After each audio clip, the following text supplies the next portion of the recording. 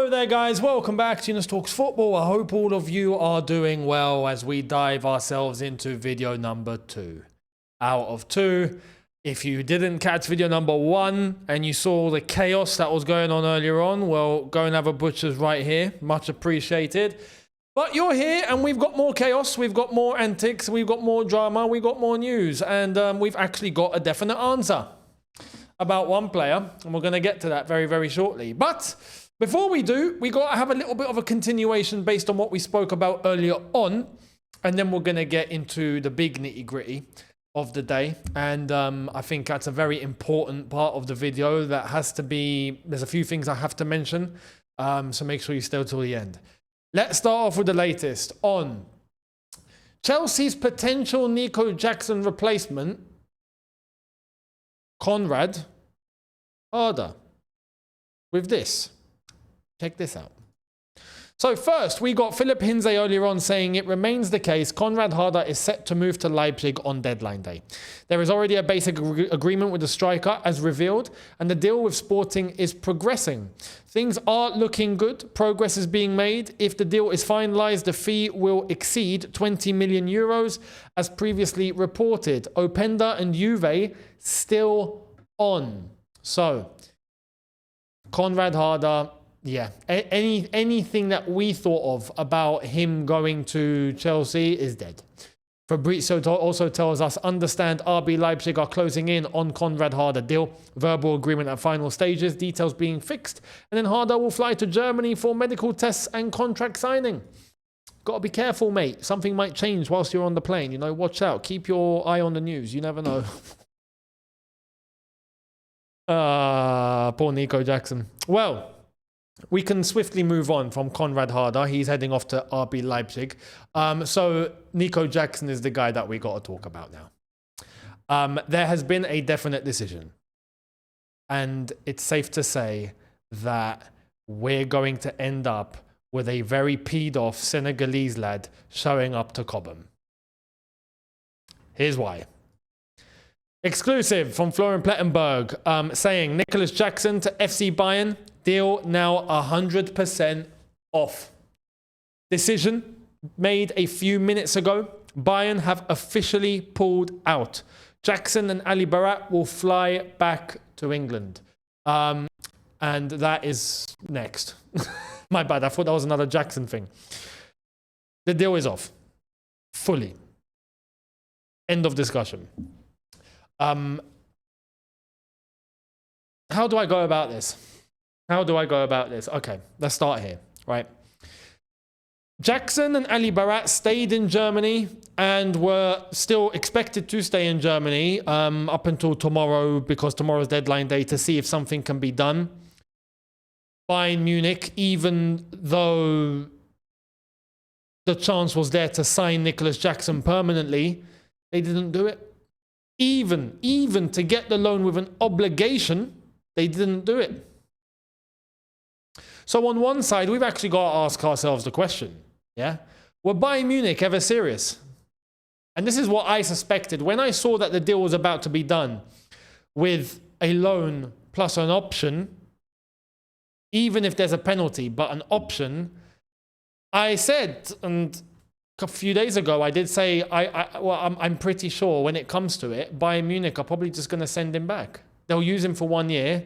They'll see what they can get. And then at the end of it, oh, no, we don't need him anymore. You can have him back now. And that doesn't really sort us out anyway. Push comes to shove, Bayern Munich really just were not up for paying. They just were not. They are adamant on a loan. They're probably going to go all guns blazing tomorrow for Openda and get that as a loan instead. And Nico Jackson finds his way back to Cobham after spending a wonderful 24-hour holiday in Munich. Sweet. It's not that bad, is it? I mean, private jet, land, Munich, see it for a day, see the nice spots, back on the jet. You could have had a worse end to the week. Poor Nico. Now, this is where we have to talk about Nico. Yeah, this is where we have to talk about Nico. Because off the bat, I think Enzo Maresca has one hell of a task here. Enzo Maresca is the one that I also feel for here. Because Enzo Maresca now needs to reintegrate a player who we know is not happy. And with how the squad is doing at the moment, the last thing we need is any interruption. That's the last thing we need, right? So Maresca's got the task of pulling him back into the squad, making him feel part of the group, motivating him to try and give everything, and to try and move past this whole saga. What I will say for Nico Jackson, and this is coming from one of his critics on the pitch, you know, I've always said as a person, right, as a person, and this could be debated based on how we saw him get the red cards that he did, which were completely needless and completely stupid. But as a person off the pitch, we've only heard really good things about Nico. So I hope that what I'm about to say lands, okay? With Nico, it's like I've said earlier on and yesterday. I feel for Nico because this wasn't his doing. You know, he didn't force a move. He didn't push to leave. He didn't, you know, the chance came up. Bayern Munich were interested. On a footballing level, we've upped our game. And I have to remain honest here. The options that we've gone and got, for me, are better than what Nico Jackson has been providing us up front, right? So Chelsea have brought in options that elevate the team. And Bayern Munich have come in. We've gone, yeah, no problem. That's great. Okay, cool. Jackson's gone, yeah, that's great. No problem. Okay, cool. I'll go to Bayern Munich. Bayern Munich have gone, yep, okay, we want the player. Fantastic. Everyone is on the same page. Then we get the injury and we're put in a situation where we have to call Jackson back. Some would say on Chelsea's part, that was a little bit careless. And to an extent, yes. Because if we had a third striker here, this wouldn't be a problem. But we don't. And that's the issue here. But at the same time, throughout the window, no one has come in to buy Nicolas Jackson. The only team that has shown concrete interest was Bayern Munich, and they didn't want to pay any money. And even now, when they've been put into a corner, and it's like, listen, if you want the player, you're going to have to pay now or do nothing. And they chose to do nothing. They've pulled out. So none of this is on Nico. None of this. This whole saga, none of this is his fault.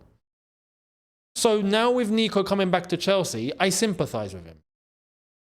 I sympathize, and all I ask on a level to try and give maybe a little bit of advice, right? Because what's done is done. And the truth of the matter is, and like some would say, and unfortunately it's the truth, it's the reality, you are contracted to Chelsea football. At the end of the day, this was a very, very rare instance that just happened. This is something that never normally happens. It's almost a 1 in a million. It just happens to be you, Nico. In this instance, all I can advise is put your head down. It's not the end of the world. If the player is still adamant in his head, you know, I have the vision of leaving the club, cool, no problem. We can revisit that later. We can revisit that from January. We can revisit that next summer. But it's not the end of the world. For now, everyone needs to be professional. It's as simple as that. Everyone needs to be professional. And I will stress on top of this, even us. Because I can't be looking at Jackson now in the same lens as how I was looking at him before. I can't expect Jackson to walk in now in this situation and just bang in 10 goals in the next 3 games. I can't expect it. Like I was expecting before, which is why I was set in such a bar for Nico Jackson. Now, mate, if you can just fill in and if you can just put your head down and do a job, we're happy. Because even for him, in his own mindset now, to get back into the rhythm, in a place that he thought he was leaving and he was happy to leave, and now he's brought back because he has to, and his dream has been shattered. That's not easy to just get over in a day, you know? But you're a professional. So as a professional, the only thing that you can do, and even for your own benefit, is to just put your head down, try and give what you can for the team, try and give what you can for yourself. Because teams are watching. If, and I can't speak for him because I don't know, if in his head he is so fixated on leaving Chelsea, then take this opportunity as trying to prove yourself for more suitors down the line to come in for you. Because the truth of the matter is, there wasn't anyone that was going to come in and pay the money that we were asking for. And I think that speaks volumes. So try and just do the best that you can. And at the same time, you're a professional. For who you're hired by and for who you're playing for, you have to give everything up until the moment where you do leave the club. It's as simple as that. Or this in the weird scenario that can happen, but I'm not expecting, and I've already told you why. Because the abilities of a player doesn't just switch on and off like a switch, you know, in 24 hours. The rarity here, like some people are expecting, is that he comes back in and all of a sudden he's just banging in goals, left, right, and centre. It just doesn't stop. All of a sudden he's become a hitman. Now, if that happens, flipping credit and fair play, and I'll be screaming it from the rooftops, right? But that's the aim, I guess, for Nico Jackson in his head. That's all he can do. I don't expect Nico to play every game because João Pedro is here now. And the one thing that we have to see now is how he's going to carry himself now that there is competition. Because the one thing that should never have happened, to be fair to Nico Jackson, and I remember mentioning this ages ago, he should never have led the line for Chelsea in the first place. I think we can all agree. He should never have been the number one striker. Yeah. But he was put in that situation. Like I said, that never should have happened. But now that we do have someone who is banging and killing it in João Pedro, yeah, now Nico Jackson has a benchmark. There's some way that you got to try and get to now because there's someone killing it. So are you going to try and get to that level? All Nico Jackson can do is put his head down, be professional, play your football, and try and hit that level. That's all we can ask. That's all we can ask. Because even now in this capacity, as a second option or third option, once Liam Delap comes back or if he's battling with him, however it's going to be, we can't really ask for more than that because he's not the number one striker anymore. You know? So I think even for him, even in terms of pressure, this should help elevate things. This should help bring things really cool. It should calm things down. And we go from there. So all I'm saying is we're going to have to get ready to find a very peed off Senegalese individual on our doorstep waiting for us to come back after international break. Just the lads come back to Cobham and they're like, oh, you know, I had a great time. How about you? What was your international break? Like, that flipping amazing. What's he doing here? What's he doing here? Just Nico Jackson, just like, I had to come back, innit? You guys brought me back because I had to. You twats. Like, expect it. But, yeah. All I would ask of Nico Jackson is to just see the bigger picture. Even, like I said, for a move in the future. There will be more down the line.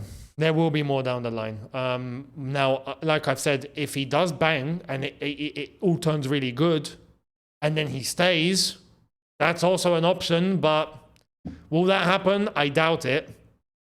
But we'll see. So I would say all we can do is just welcome him back. And all Nico Jackson can do is put his head down and just be professional and just, you know, just take it day by day. And just do the best you can. Simple as that. So, Nico Jackson, back at Chelsea. Let me know your thoughts down below. Much appreciated. What a weird anticlimax to this window, eh? You know, are we going to get anything tomorrow? You know, now, I think our business might be done. I think it's done.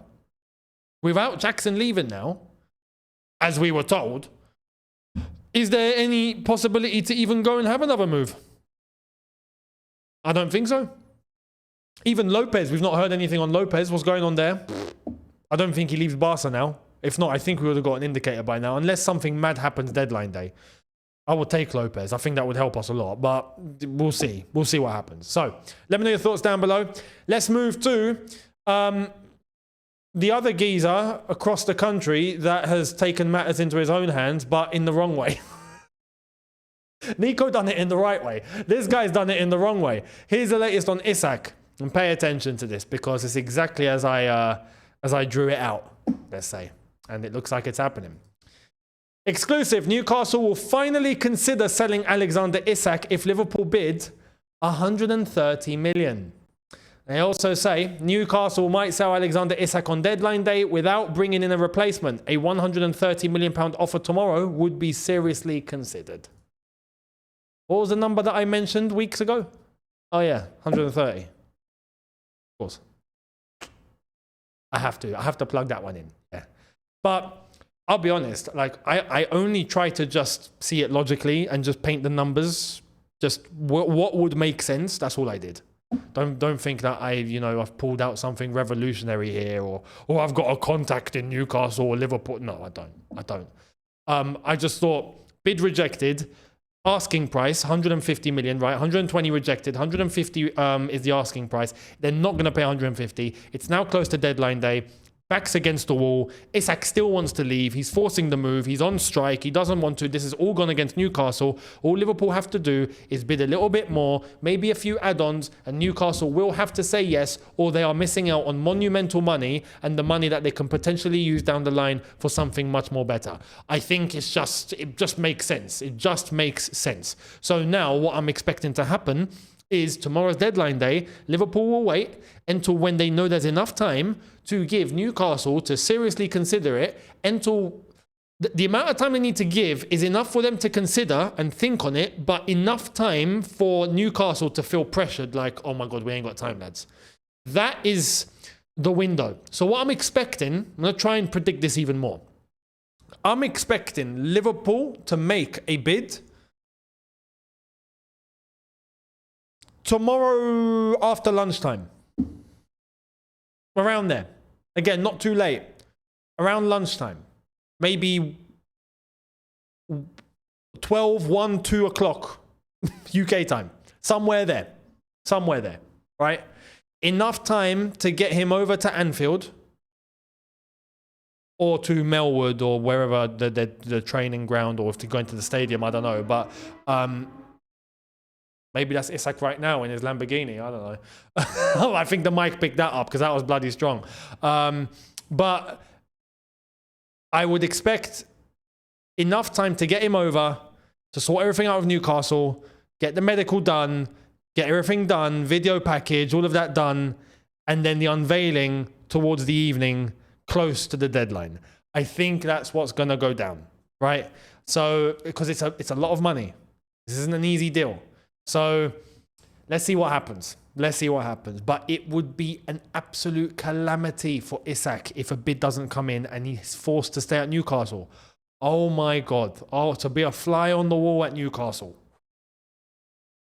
That will not go down well whatsoever. Which is why I've been saying it just makes sense. Let the player go. Take the money, man. Just take the money and let him go. This is monumental money. This is a British transfer record. You know, crazy. It'll be one of the highest transfers in world football. One of, not the highest, of course, but one of. So it should be considered. It should be considered. Let's wait and see what happens there. Let me know your thoughts and predictions down below. But I am expecting Isak Liverpool to happen tomorrow on deadline day. That could be the big news for deadline day. You know, so we'll see what happens. Tomorrow there will be videos. I'm going to give it a good amount of time. We're going to see what happens by around 2, 3 o'clock UK time. There will be the first video uploaded then. And then we'll go from there. Whether there's going to be a second video a few hours later, maybe a third after that, or if we're going to put a second video and then we're going to have a live stream. I'll see what can be done and what should be done based on the news that is floating about. Just keep your eyes peeled, subscribe, notification bell on, and you'll know exactly what's going on. So much appreciated, everyone. Thank you all so much. Let me know your comments down in the comment section below. And I'll catch all of you tomorrow for deadline day. I'll see you then. Have a good one, people, in a bit. Look after yourselves. Take care and peace.